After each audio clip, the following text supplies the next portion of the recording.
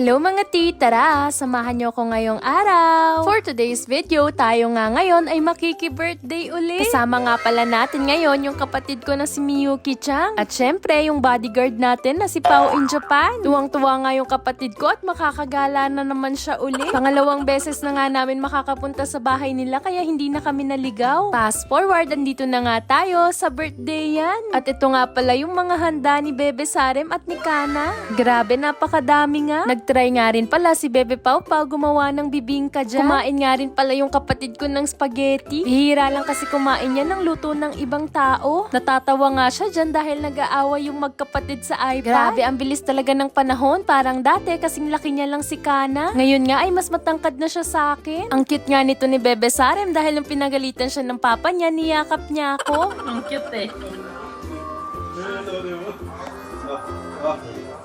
Ay, papa, ay! Happy birthday to you. Happy birthday to you. Pasensya na nga kayo at hindi na naman kami sabay-sabay kumanta. Happiest birthday kay Sarem at Kana. Mga August babies pala sila. Super duper late upload lang to mga ti dahil October na ngayon. Sabi nga yung bahay nila ate Nat, ang ganda. Tignan nyo naman yung view. 25. Mahal lang naman ang 30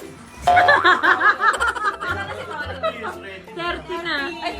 Nagchichismisan nga namin dito si Bebe Pau Pau. Kasi wala nga siya dito at nagbabantay siya ng mga bata sa balcony. Katapos kasi namin silang kantahan, nag-swimming na agad ang mga bagets. Hey!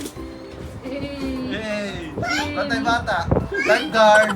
Maya-maya nga, pagsilip namin sa balcony, malapit na mag-sunset. Kaya niyaya ko nga yung kapatid ko na magmuni-muni dito at mag-picture-picture. Dahil ang ganda nga ng view dito. Kaya ayan, napa-aura na nga si Tinyo.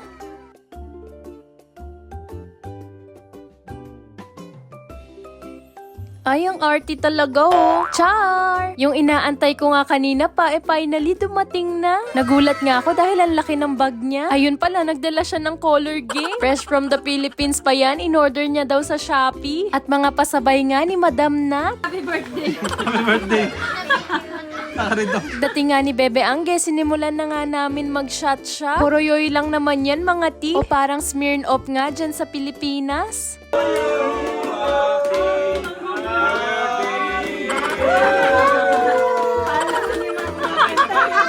Mas nahilo pa nga ako sa kanta nila dito kaysa sa tama ng alak. Char! Kapag gabi naman, ganito naman yung view dito sa balcony nila. Napakaganda. Minsan talaga, ang ganda rin pagmasdan ng city lights. Nagpaalam na nga rin pala kami dahil may pasok pa kami bukas. Yun lang for today's video. I hope you enjoyed this vlog. Thank you for watching. それじゃあ、またね! Bye bye!